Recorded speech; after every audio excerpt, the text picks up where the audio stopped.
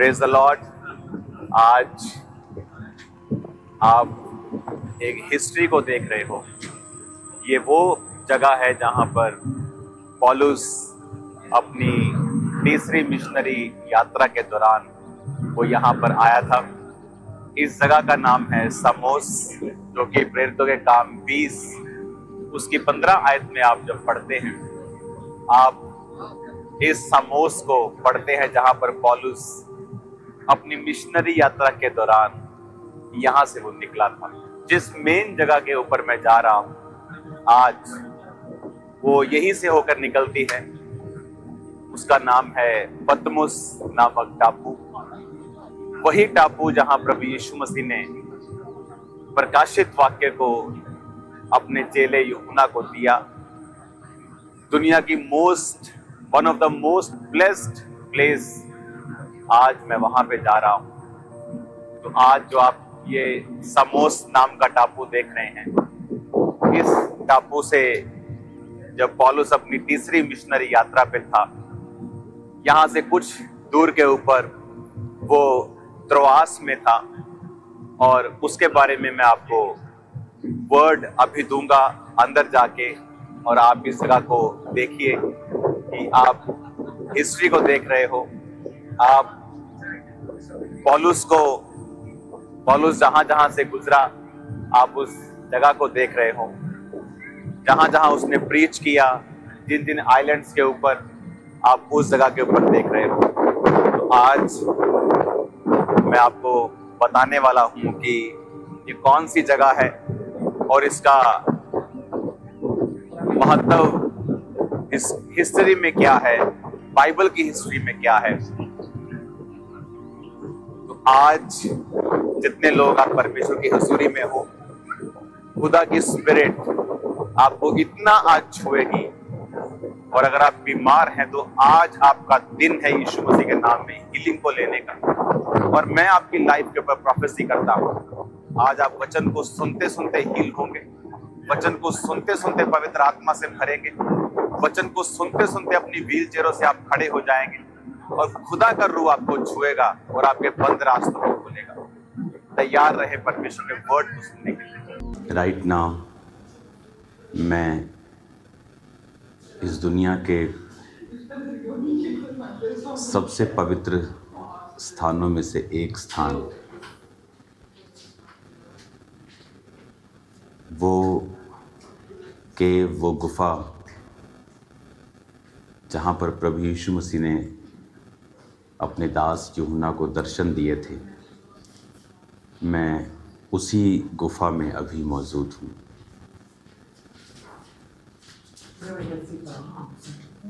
ये एक हमारे लिए इमोशनल, स्पिरिचुअल एक पल था जब मैं इस गुफा में प्रार्थना कर रहा था। यहाँ पर आप वीडियो में साथ साथ देखेंगे वो जगह जहाँ पर यूहन्ना ने अपना सिर रख के वो रेस्ट करता था, और जहाँ वो हाथ रख के प्रार्थना के लिए घुटनों के भार बैठता उठता और उस हाथ से वो सहारा लेता था। और वो जगह जहाँ पर उसने उस प्रकाशित वाक्य को लिखा। इस समय मैं ग्रीस में हूँ, और जिस समय यूहन्ना परमेश्वर का संत प्रेरित यूहन्ना जब यहाँ पर आए सन 95 में, आज से 1900 साल पहले, तो वो जब यहाँ आए तो वो इफिसुस की कलीसिया के वो पास्टर थे। वो कलीसिया आज भी है, वो कलीसिया तुर्की में है। मैं इस समय तुर्की के बॉर्डर पर हूँ। ये जगह तुर्की से कुछ ही किलोमीटर की दूरी पे है, और मैं ग्रीस के अंदर हूँ। ग्रीस और तुर्की का एक तरह का बॉर्डर है। और वो 7 कलीसियाएँ जो प्रकाशित वाक्य में जिनको परमेश्वर ने मैसेज दिया, वो इफिसुस, वो स्मरना, फिलाडेल्फिया, वो सभी 7 चर्चेस जो हम प्रकाशित वाक्य में पढ़ते हैं, रेवलेशन में पढ़ते हैं। जब हम रेवलेशन 1 उसकी 11 में पढ़ते हैं तो उसमें लिखा, जो कुछ तू देखता है उसे पुस्तक में लिखकर 7 कलीसियाओं के पास भेज दे, Ephesus, Smyrna, Pergamum, Thyatira, Sardis, Philadelphia और लौदीकिया को। तो इन 7 कलीसियाओं को अगर आप देखेंगे तो वो यहाँ से कुछ ही किलोमीटर की दूरी पे हैं और वो तुर्की में पड़ती हैं।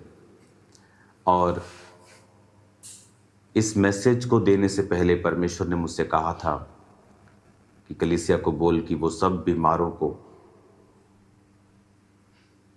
आज के दिन, संडे के दिन वहाँ पे इकट्ठा रखें, क्योंकि आज आप अपनी ज़िंदगी के उस मसे को, उस हीलिंग को और उस डिलीवरेंस को आप पा के जाएंगे और आपकी स्पिरिचुअल लाइफ जो है वो सेम नहीं रहेंगी। मैं उसी गुफा में मौजूद हूँ जहाँ पर परमेश्वर ने अपने दास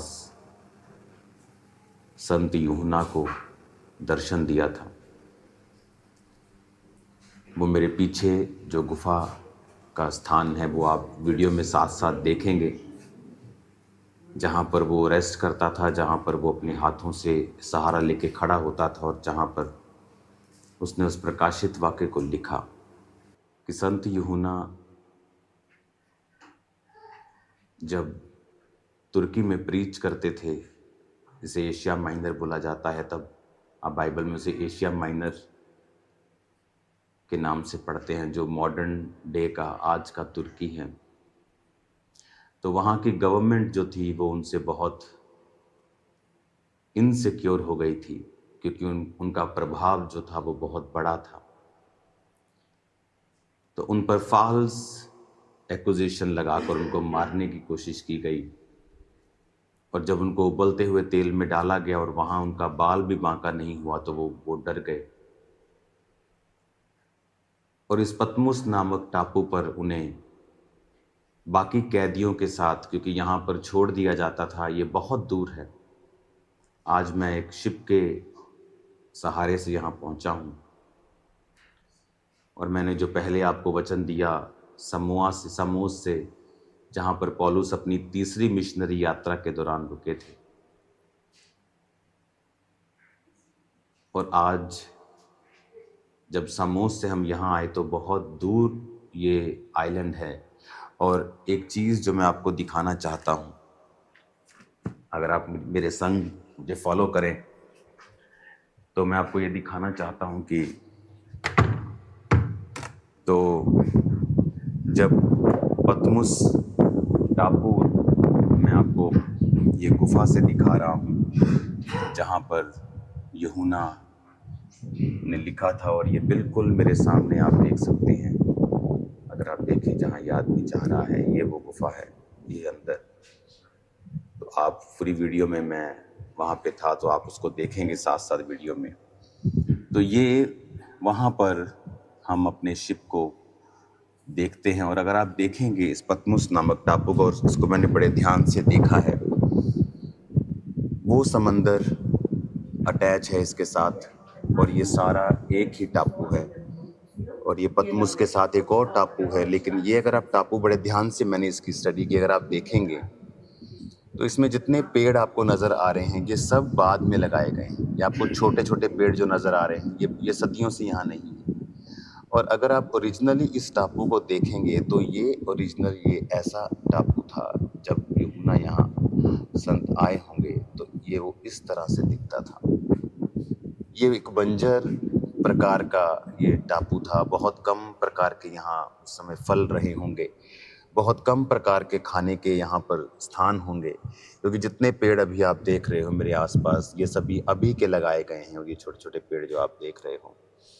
और जैसे जैसे यहाँ लोग आते रहे, विजिटर आते रहे, होटल्स बनते रहे, तो घर बनते रहे, लेकिन जब वो यहाँ पर भेजे जाते थे तब यहाँ वो मरने के लिए भेजे जाते थे, क्योंकि यहाँ पर और जो लोग गवर्नमेंट के खिलाफ काम करते थे, जो लोग गवर्नमेंट के खिलाफ होते थे, जो लोग सरकारी नीतियों के खिलाफ खुलकर बोलते थे, उनको इस टापू पर छोड़ दिया जाता था, जिनको वो मार भी नहीं सकते थे और जिनको छोड़ भी नहीं सकते थे। तो इस टापू पर आकर भूख से थोड़े दिनों, महीनों और हफ्तों के अंदर उनकी मृत्यु हो जाया करती थी, क्योंकि यहाँ पर इनफ खाना मौजूद नहीं था।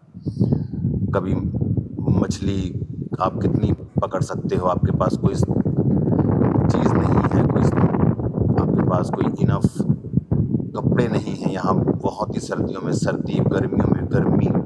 तो इस तरह से उनकी ज़िंदगी को टफ करने के लिए वो यहाँ पे इनको छोड़ दिया करते थे। अगर आप देखेंगे ध्यान से तो जो टापू आपको ओरिजिनल दशा में है वो हमेशा आपको बंजर ही, यहाँ पर इतना ज़्यादा गहरा आपको नहीं दिखाई देगा।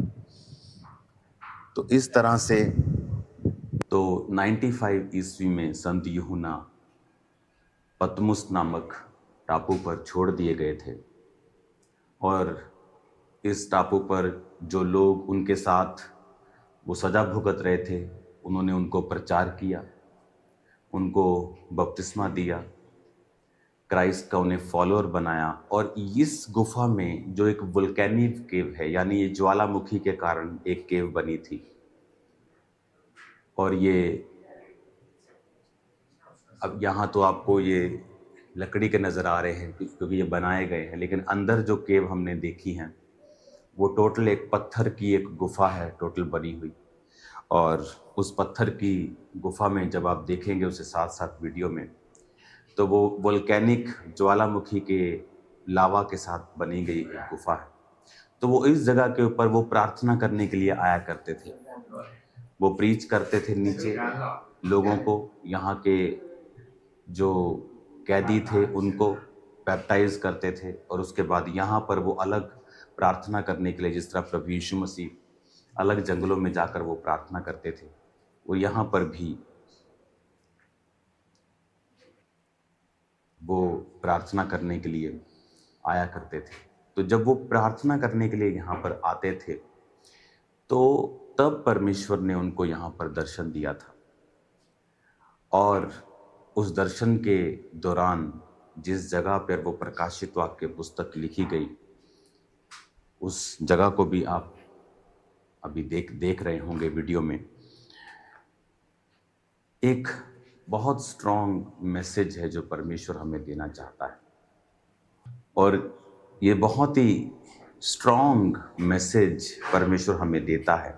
क्या पता चलता है, 95 में जब वो यहाँ पे आए और परमेश्वर का प्रकाशित वाक्य उन्होंने हासिल किया, उसके बाद जिस सरकार ने उनको पनिश किया था उस व्यक्ति की डेथ हो गई, और उसके बाद जो नया राजा वहाँ बैठा वो क्रिश्चियंस के लिए थोड़ा दर्द रखता था, उनके साथ कोऑपरेट करता था।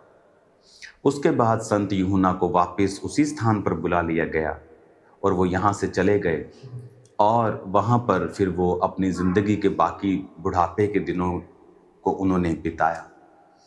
इसका मतलब हमारी लाइफ में आने वाली परसिक्यूशन, सताव भी एक गहरे और एक दूरदर्शी मकसद के साथ वो हमारे जीवन में आते हैं, जो हमें दिखाते हैं विज़न को, और कुछ ऐसा स्थापित कर जाते हैं जो आप किसी भी तरह से स्थापित नहीं कर सकते, अपनी प्रार्थनाओं से भी नहीं कर सकते। मैं आपको बताना चाहता हूँ, जिस ग्रीस देश में मैं मौजूद हूँ, यीशु मसीह के जन्म से 350 साल पहले यहाँ एक राजा हुआ था जिसका बहुत नाम है अलेक्जेंडर द ग्रेट। वो राजे ने अपनी छोटी उम्र में ही इस पूरे एरिया को कैप्चर कर लिया था। उसने अपनी छोटी उम्र में ही, अगर मैं आपको उसके एरियाज़ को बताऊं कि कौन कौन से एरियाज़ थे जो अलेक्जेंडर ने कैप्चर कर लिए थे, क्योंकि आप बोलोगे आप इतिहास क्यों पढ़ा रहे हैं, क्योंकि उसका एक गहरा मकसद है मेरे पास आपको बताने का। इस ग्रीस में अलेक्जेंड्रा जो राजा था उसकी ताजपोशी की गई थी, इसी ग्रीस में जहां मैं आपके साथ बात कर रहा हूं। पतमुस भी उसी ग्रीस का आज एक हिस्सा है। उस समय ये अलग तरह से अलग टेरिटरीज के अधीन था। तो जब आज आप देखते हैं, उस समय ये ग्रीक राजा, ग्रीक किंगडम से अलेक्जेंड्रा पैदा हुआ, और अलेक्जेंड्रा ने पैदा मतलब कि उसका राज्य पैदा हुआ। और अगर आप उसके देश देखेंगे, जो उसने देश कैप्चर किए बहुत ही छोटी उम्र में, और वो कभी हारा नहीं। वो बीमार होके मरा था, कोई बोलते उसको पॉइजन दिया या कुछ भी दिया, लेकिन वो हारा नहीं। मैकेडोनिया से लेके Greece, Bulgaria, Albania, Egypt, Turkey, Syria, Israel, Palestine, Jordan, Lebanon, Iraq, Kuwait, Iran, Afghanistan, Pakistan, Bharat के कुछ हिस्से, Turkmenistan, Uzbekistan, Tajikistan, west to east अगर आप देखेंगे तो वो 4800 किलोमीटर लंबा, और दुनिया का 7वां अगर आज हम देखेंगे तो वो सबसे बड़ा राज्य था बाय लैंड। लेकिन उस समय इन देशों को वो जीत कर, और उसने ग्रीस की ग्रीक भाषा जो आज यहाँ बोली जाती है, उस भाषा को उसने इंटरनेशनली स्थापित कर दिया था कि यही भाषा यहाँ पर सब व्यक्तियों के द्वारा बोली जाएगी। कई बार हमें ऐसा लगता है कि परमेश्वर के पास सब चीज़ों का कंट्रोल नहीं है, क्योंकि फलाने देश में तो एक नॉन क्रिश्चियन सरकार है, और जो कामयाब हो रही है, जो मन चाहती है वो करती है, शायद परमेश्वर का वहाँ पे कोई भी कंट्रोल नहीं है। पर आप देखो, जब अलेक्जेंड्रा सब राज्यों, देशों के ऊपर कब्जा कर रहा था और अपने राज्य को फैला रहा था, और ग्रीक भाषा को उसने स्ट्रांगली लागू कर दिया, और देखो उसको नहीं पता था, क्योंकि वो तैयारी हो रही थी मसीह के आने की, कि जब मसीह आएगा तो अगर मसीह की भाषा, अगर वो जिस देश में था, अगर थोड़े से ही भाषा उस देश में थोड़े से लोगों को ही मालूम होती, तो सुसमाचार को फैलाना बहुत ही मुश्किल था। आज की इंटरनेट की वो दुनिया नहीं थी, प्रिंटिंग प्रेस की दुनिया नहीं थी, लोग लिख कर भेजते थे। तो उस समय परमेश्वर ने पहले ये अलाउ किया कि वो राजा ग्रीक भाषा को पूरे राज्य में, और उसके राज्य को बड़ा किया, और उसके 300 साल बाद जीसस क्राइस्ट का जन्म हुआ, और यूनानी भाषा में नया नियम लिखा गया, क्योंकि यूनानी भाषा अब इन सब देशों में बोली जाती थी, और उसका बड़ा प्रभाव था, और वो एक इंटरनेशनल तब लैंग्वेज थी। तो इसीलिए परमेश्वर का जो सुसमाचार है, जो क्राइस्ट की गॉस्पल है, वो इसीलिए वहां पर फैल सका, और बहुत तेजी के साथ वो फैला। हालेलुया, तारीफ करो, जितनी हाथों में ताकत है, जितनी हाथों में ताकत है। हालेलुया। कई बार आपको लगता है कि ये लोग ऐसा कर रहे हैं, ये अन्य जाति लोग ऐसा कर रहे हैं, लेकिन मैं आपको बता रहा हूं, ये क्राइस्ट के उसके प्लान से, उसकी योजना से बाहर नहीं है। परमेश्वर सब चीज़ों के ऊपर अल्टीमेटली कंट्रोल रखता है, और सब चीज़ों के ऊपर निगाह रखता है, और सब चीज़ें मिलकर भलाई को पैदा करती हैं जो मसीह यीशु से प्रेम रखते हैं। आज से मैं बहुत जल्द आपके बीच में हूँगा। आज और कल मैं यहाँ पे हूँ, उसके बाद मैं चला जाऊँगा वापस। तो मैं ये आपको बोलना चाहता हूँ, आज से आप इस पवित्र भूमि से, जब मैं आपको कहा हूँ, प्रार्थना कर रहा हूँ, आप 31 डेज के सब कलीसिया, अगर आपको कोई दिक्कत भी है तो भी आप ये रोज़े रखेंगे। आप 31 डेज के लिए रोज़े रख के आप परमेश्वर की बेदारी को, परमेश्वर की सुरक्षा को, डिवाइन प्रोटेक्शन को, और उसकी ग्लोरी को, कि खामबरा चर्च से, परमेश्वर के दास के जीवन से परमेश्वर की ग्लोरी फैले, और खुदावंद की बेदारी हो, और सुरक्षा परमेश्वर की हो। आप ये मेरे लिए प्रार्थना करेंगे अगले 31 दिन, और चर्च की बेदारी के लिए, लोगों की बेदारी के लिए, भारत की बेदारी के लिए आप प्रार्थना करें। बाकी देश जो हमारे साथ हैं, हमारे पड़ोसी हैं, उनकी बेदारी के लिए आप प्रार्थना करें। आप इस समय जो देख रहे हैं ये नॉर्मल नहीं है। आज मैं उस गुफा के अंदर से आपको प्रीच कर रहा हूं, ये एक बहुत बड़ा प्रिविलेज है। इस गुफा के अंदर जो पास्टर हैं, आई थिंक उनकी एज 90 साल की होगी, आप वो फोटो देखेंगे मेरी उनके साथ। वो किससे बात नहीं करते यहाँ पे, वो जस्ट वो अपना काम कर रहे थे, क्योंकि यहाँ पर बहुत से लोग जो हैं वो विज़िट करते हैं। तो मेरी एक छोटी सी मुलाकात के दौरान उन्होंने मुझे बहुत प्यार दिया, अपनी ब्लेसिंग, क्योंकि वो यहाँ पे रोज़ मीटिंग करते हैं इस केव के अंदर जहाँ पे परमेश्वर ने दर्शन दिया था। तो उन्होंने मुझे किस किया 2 बार और अपना प्रेम जो परमेश्वर का उनके हृदय में था मुझे दिखाया। और इस जगह से प्रीच करना ये पॉसिबल नहीं है, ये खुदा का डिवाइन फेवर है जो आप आज देख रहे हो। परमेश्वर की ब्लेसिंग जो है आप आज रिसीव कर रहे हो। मैंने बहुत सी टेस्टिमनी सुनी हैं कि इस जगह पे आने के बाद लाइफ सेम नहीं रहती, क्योंकि आप परमेश्वर के उस प्रेजेंस को आप महसूस करते हैं कि परमेश्वर का आत्मा यहाँ पे अपने दास को लेके आया। और देखो, जब प्रकाशित वाक्य लिख लिया गया, सन 96 में वापस चले गए। यहाँ परमेश्वर सिर्फ उनको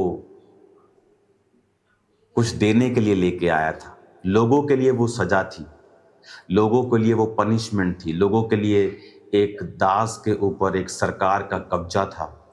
लेकिन स्पिरिचुअल रियलम में वो एक ओपनिंग थी, वो एक स्टार्टिंग थी, वो एक कारण था कि परमेश्वर ने अपने दास को उस रेवलेशन के साथ ब्लेस किया।